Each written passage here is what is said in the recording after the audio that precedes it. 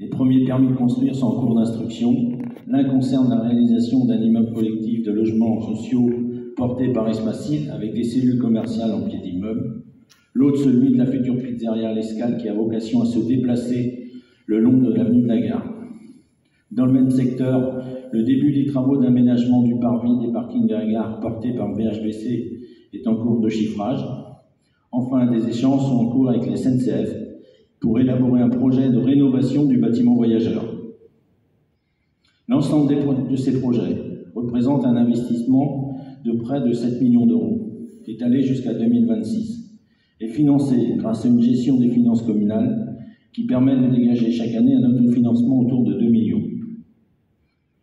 Outre ce travail important d'élaboration des équipements et des quartiers qui feront la ville de demain, notre commune s'inscrit dans une dynamique de développement et de concertation importante.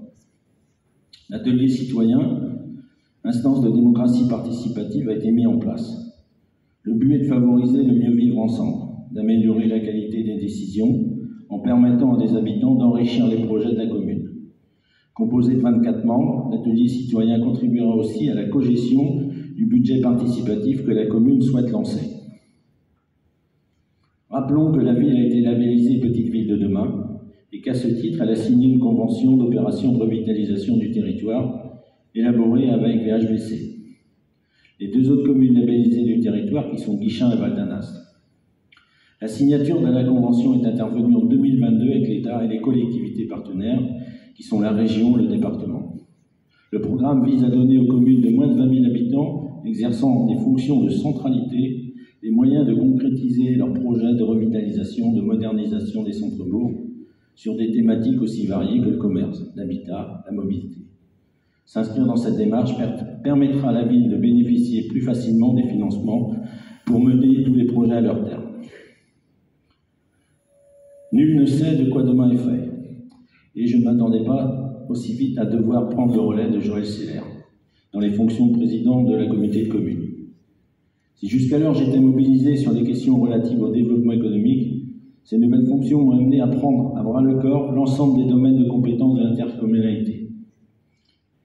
Je profite de l'occasion pour vous donner quelques informations sur les grands projets intercommunaux qui verront le jour en 2023.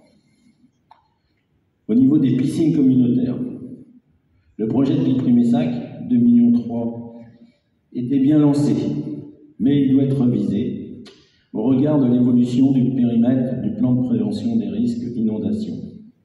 Une modification de l'implantation du futur bâtiment est à l'étude.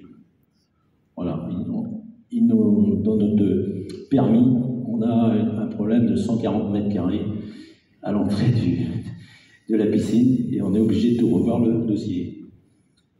Le projet de Guichen, véritable centre aquatique, représente 10 millions d'euros. Le chantier a démarré courant 2022.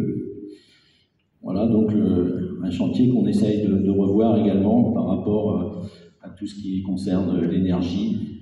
Donc on a lancé un audit supplémentaire pour pouvoir voir quelles améliorations sur ce dossier pourront être apportées. La fibre, très attendue de tous, représente à la fois un investissement colossal, 7 millions d'euros, mais également un chantier considérable pour l'intercommunalité. Vous avez pu voir dans la commune, notamment, de nombreuses camionnettes pour le passage des câbles, voilà. Certains villages sont déjà reliés, donc il y a eu beaucoup de retard au départ, et là, on avance bien pour le moment. D'autres projets sont bien sûr portés par VHBC. La base nautique à Pont-Réan, la réflexion pour la construction d'un nouvel espace jeune à Guilleprix-Messac, puisqu'il faudra déménager l'espace jeune qui est derrière le futur cinéma pour l'emmener, je veux dire, à côté de la piscine. Et des travaux d'aménagement sur nos zones d'activité pour pouvoir accueillir également de nouvelles entreprises. Je voudrais aussi évoquer brièvement le projet de la nouvelle ligne LGV entre Rennes et Redon. Vous avez pu voir, une consommation de terres agricoles de plus de 600 hectares à l'heure de la loi climat et résilience, où nous avons la pression régulière de l'État pour les PLU. Voilà. Donc je pense que c'est un projet qu'il faudra se mobiliser pour voir quelles sont les possibilités d'arrêter un tel projet. Des projets de construction de logements sociaux et en accession sont en cours sur le Guipry-Messac, avec des privés, des bailleurs sociaux, d'opérateurs immobiliers qui permettront de répondre aux besoins des jeunes, des familles, des aînés. Nous avons aujourd'hui à peu près un projet de 200 logements, avec notamment le groupe Lamotte qui donc en réalisera autour de 60 en face de la gare, et puis un autre opérateur privé, donc le permis est affiché en face de l'Arbeau Park, 40 maisons. Donc à signaler qu'aujourd'hui la vente n'est pas lancée, qu'il y a déjà la moitié des terrains qui sont réservés. Et puis le groupe Néodoa, dans plusieurs lieux de la commune, notamment, vous savez, les bâtiments qu'il avait sur Guipry, donc envisage sur ce site-là 67 logements et 22 logements avec Nexity, rue Saint-Michel. Enfin, un nouveau commerce de proximité va voir le jour en 2023. L'enseigne Aldi a déposé un permis de construire en remplacement de la supérette Coccinelle, à côté du garage Renault. Cette nouvelle enseigne de grande distribution devrait ouvrir ses portes fin 2023. Je sais qu'il est attendu, surtout notamment pour la partie Messac, où on n'a aucune épicerie aujourd'hui. La déconstruction du bâtiment actuel et un aménagement de la zone sont prévus. Aldi a réussi à négocier avec le groupe Clépierre, qui bloquait la situation depuis plusieurs années.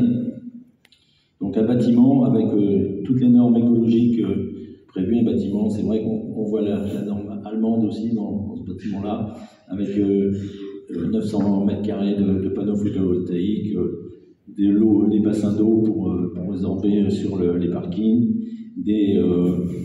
pour se brancher au niveau des voitures électriques, vraiment aux normes, aux dernières normes.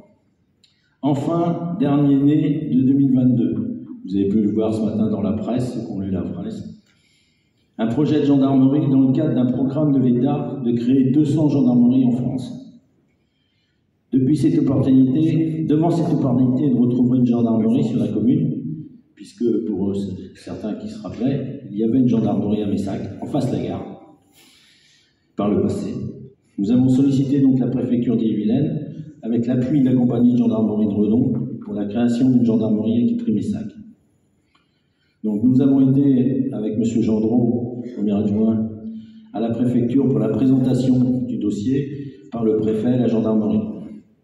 Dans le sud du département, nous serions donc la seule commune, effectivement. Vous avez pu voir sur le journal aujourd'hui qu'on est plus sur l'agglomération rennaise avec Chartres et Gévesey, qui souhaiterait également. Sur le département brésilien, on aurait 2 gendarmeries fixes et puis le reste en mobile. Nous avons rencontré début décembre les services de gendarmerie pour une étude du territoire. Nous leur avons fait plusieurs propositions de terrain. En attendant la réalisation de cette gendarmerie qui pourrait accueillir de 10 à 15 gendarmes, un projet d'implantation transitoire est à prévoir, car le dossier doit être déposé courant mars et une réponse pourrait être effectuée fin juin. Donc il faudra donc réagir à ce moment-là pour pouvoir accueillir 4 ou 5 gendarmes pour être prêts. Voilà. Comme vous le voyez, l'année 2023 qui s'ouvre devant nous sera le théâtre de gros projets structurants qui ont vocation à changer le paysage de la commune tout en conservant la qualité de vie. Tous ces projets sont importants, tant sur le plan des investissements qu'ils représentent sur celui de la mobilisation qu'ils requièrent pour recevoir et les mettre en œuvre. À cet égard, je veux remercier l'ensemble de l'équipe municipale qui ne ménage pas ses efforts pour son investissement et sa disponibilité, les agents municipaux pour leurs compétences, leur précieuse collaboration, les services de secours, notamment les sapeurs-pompiers volontaires, pour les nombreux feux, secours à la personne, sans parler souvent de leur rôle social dans certaines interventions. Tous les acteurs du monde associatif qui font vivre notre commune et s'investissent à notre côté pour la qualité de vie à Guipry-Messac. Voilà, pour finir, je voudrais vous adresser donc, avec mon épouse, à tous et à toutes, tous mes meilleurs vœux pour 2023. Travail, réussite dans vos projets, et surtout une bonne santé. Voilà, merci.